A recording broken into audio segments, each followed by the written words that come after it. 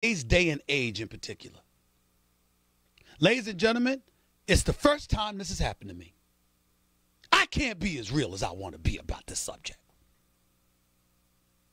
So I'm just not going to touch it.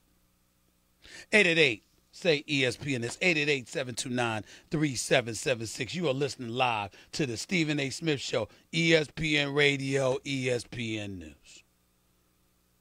A billionaire who's older engages in consenting activity with another adult and is now being charged with soliciting prostitution. Okay. I got it.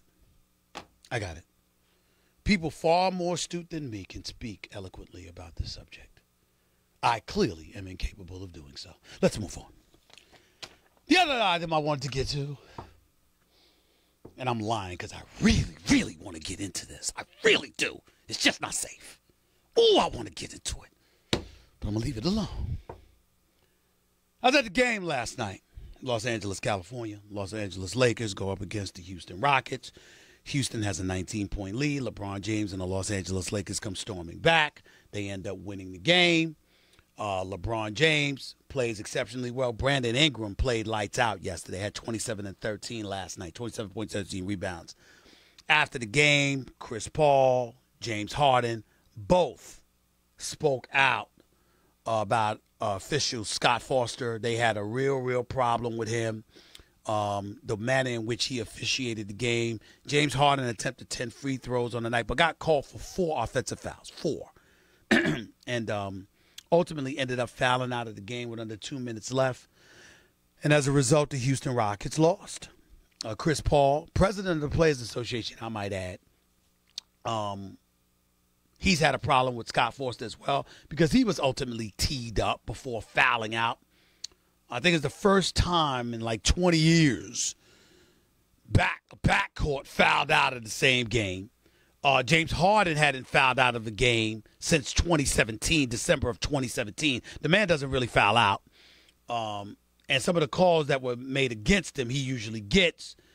Clearly, he believes that Scott Foster was out to get him. Clearly, Chris Paul believes that. Clearly, Mike D'Antoni came to the defense of his players because he was issued a tee as well. And that pretty much ended Houston's chances of winning that game last night because both Chris Paul and Mike D'Antoni ended up getting teed up. So it's just one of those situations that did not look good. The league MVP is James Harden. He's an offensive juggernaut. He's an absolute magician at getting fouled and getting to the free throw line. Fouls are usually called in his favor. They don't usually get called against him. Last night was an aberration, of course. And somebody for the Houston Rockets told me, I don't know whether this is, I haven't confirmed rather whether this is true or not, but they said that Scott Foster, their record was 0-7 in the playoffs at home with him officiating their games. That's what they said about Scott Foster. They don't like him. They don't trust him. And James Harden went a bit further in talking about this particular official. Listen to what he had to say. Last year in the postseason, we came in the Western Conference Finals. I think he officiated a couple of our games, and it's lingering, and it's something that has to be looked at for sure. You feel like it's a personal issue? Yeah, for sure. For sure, it's personal. For sure. Like I don't think he should be able to even, officiate our games anymore. Honestly. Is that a rarity among officials? I can't hear you. Is that a rarity among? No. I don't really talk about officials or anything, but I think just for him in particular, like he's different. That was James Harden, the star of the Houston Rockets, the reigning league MVP, on Scott Foster. This is Chris Paul talking about the same official, Scott Foster.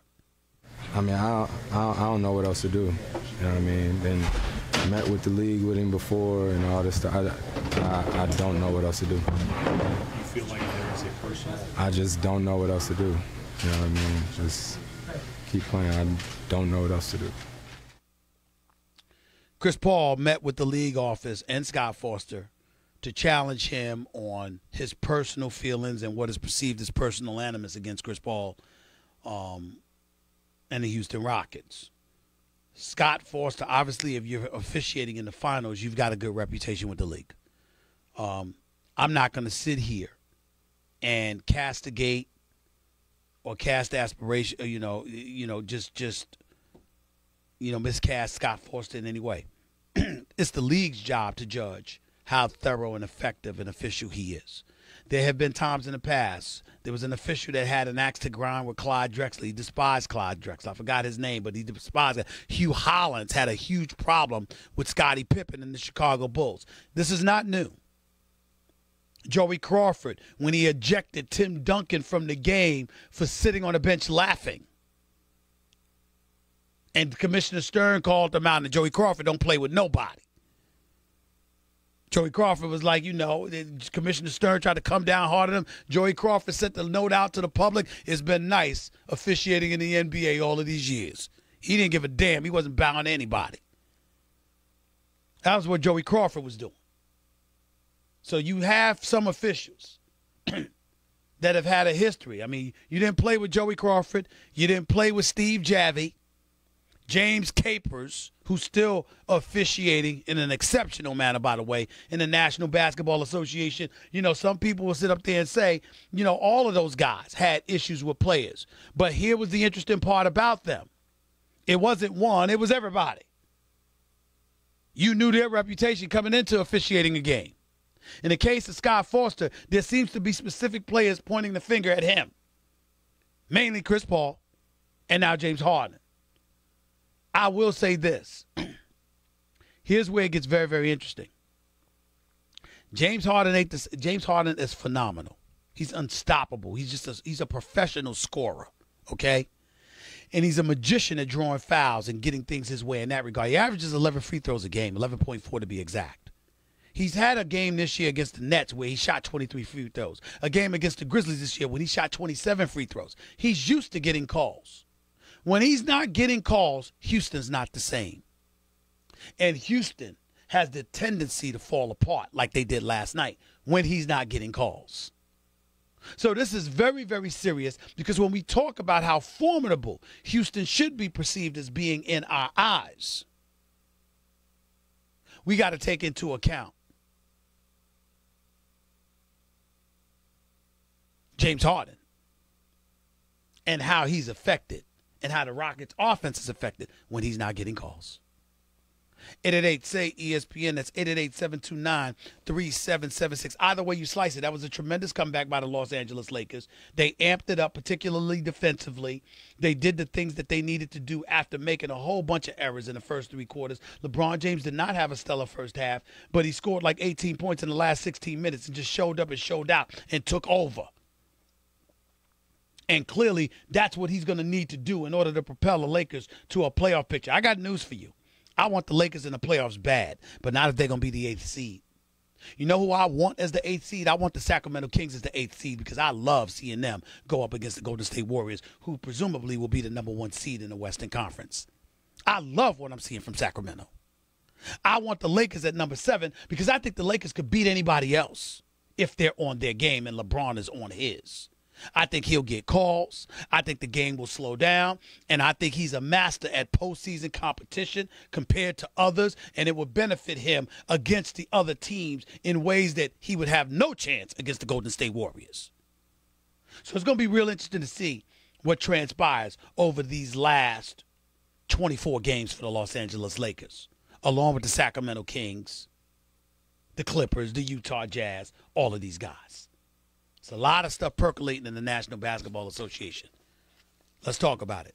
888-SAY-ESPN. That's 888-729-3776. You're listening live to the Stephen A. Smith Show, ESPN Radio, ESPN News. That was Straight Talk Wireless.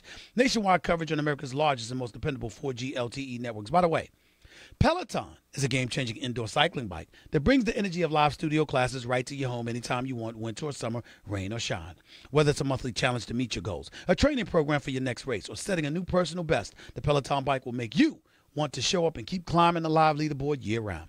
On average, Peloton members are riding their bikes more every year and crushing their personal records along the way. Learn more about the Peloton bike at onepeloton.com or visit your local showroom. 888-SAY-ESPN. That is the number to call. Don't touch that dial. You're listening live to Stephen A., ESPN Radio, ESPN News. Craving even more of Stephen A.? Him of all people.